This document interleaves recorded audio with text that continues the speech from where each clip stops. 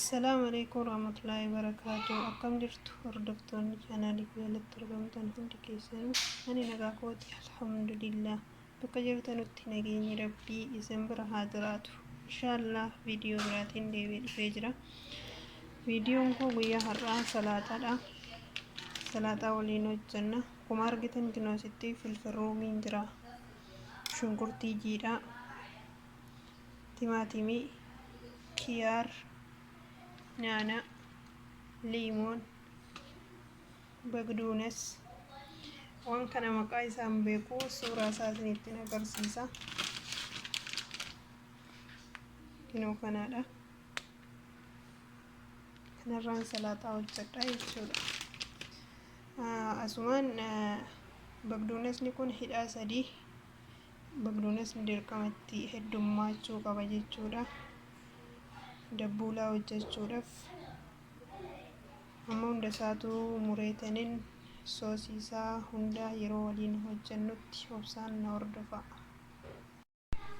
Fayyee hordoftoota kiyyaa isaanii kana egaa dhiqxanii booda bishaan ho'aa itti naqxu. Bishaan ho'aa keessa daqiiqaa 3 qofa tursiiftanii eegasii waanfiitii itti naqxanii yookiin gingilchaa uraa xixiqqoo qabdutti naqxanii keessaa axallaltu jechuudha. Mungkin bishaan ho'aa itti naqxu.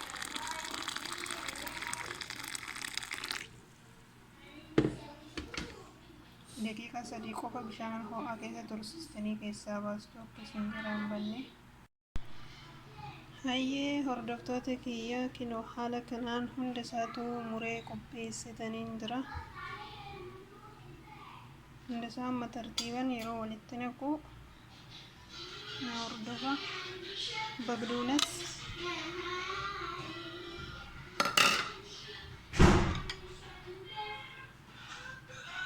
kiyaar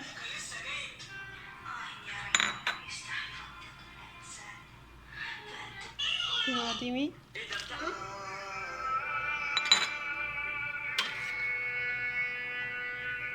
basal akdar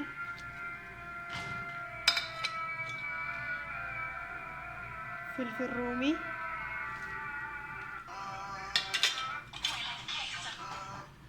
naana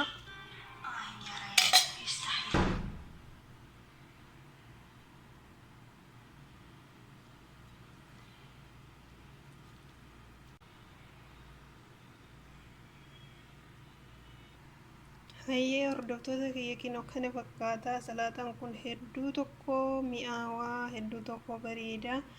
Amma soosii liimoona kinoo asitti cuunfitaniin jira. Liimoona kana gubbaa irratti filfil aswadii xiqqoo itti dabala.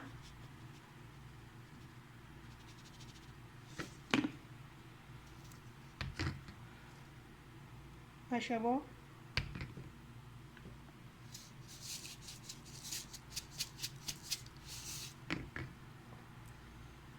زيت زيتون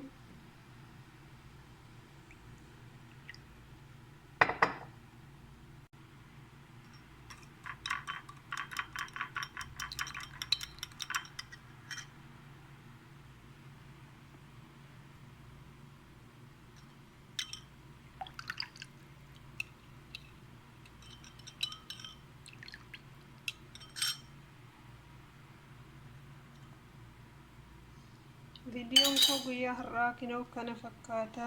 Yoo isinitti tole subscribe, share, like gochuu hin dagatina. Isiniin jedha waan daawwattaniif galatoomaa. Bakka jirtanutti nageenyi Rabbii isin bira haa jiraatu. Assalaamu alaykum wa rahmatullahi wa barakaatuh.